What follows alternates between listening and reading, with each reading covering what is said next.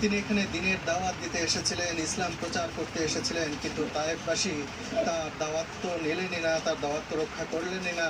তারা ইসলাম গ্রহণ করলেন না তো অবশ্যই তারা তার উপর ঝাঁপিয়ে পড়লেন পাথর নিয়ে, তাকে রক্তাক্ত করলেন পাথর নিক্ষেপ করে। তিনি এই পথেই ছুটলেন রক্তাক্ত অবস্থায়। এই পথ রক্তাক্ত হলো মহানবী সাল্লাল্লাহু আলাইহি ওয়াসাল্লামের পবিত্র রক্তে। ঠিক কেন এবং কোন পরিপ্রেক্ষিতে তায়েফবাসী নবীজির সাথে এমন আচরণ করেছিল, চলুন তা জেনে নিন।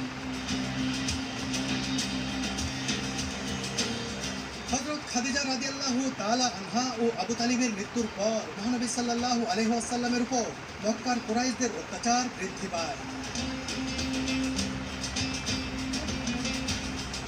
এই অবস্থায় তিনি মক্কার বাইরে ইসলামের দাওয়াত পৌঁছানোর লক্ষ্যে নবুয়তের 10ম বছরের শাওয়াল মাসে তায়েফে আসেন। তায়েফের বনু সাকিব গোত্রের হালিমা রাদিয়াল্লাহু তাআলা আনহা তার দুধ মাতা ছিলেন। একই সাথে তায়েফ সর্দারের একজন কুরাইশ গোত্রে বিয়ে করেছিলেন।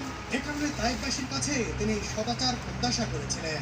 তিনি মনে করেছিলেন তায়েফবাসী তার দাওয়াত গ্রহণ করবে।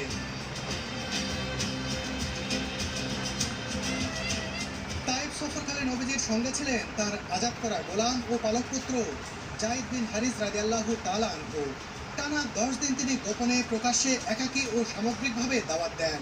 তিনি তাদের কোরআন তেলাওয়াত করে শোনান এবং ইসলাম ও মুসলমানদের পক্ষে সাহায্য কামনা করেন। সেই সময় আমর ইবনে উমাইরের 3 ছেলে আব্দে ইয়ালিল মাসুদ ও হাবিব ছিল বনু সাকিবের নেতৃস্থানীয় ব্যক্তি।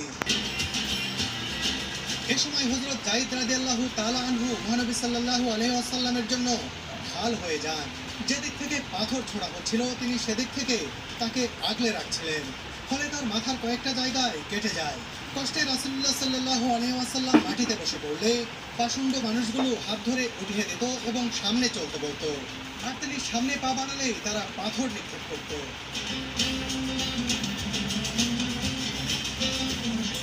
নবীজি সাল্লাল্লাহু আলাইহি ওয়াসাল্লামের রক্ত ভেজা এই পথটি দেখতে এসে মুসলিমদের চোখ সিক্ত হয়ে যায়।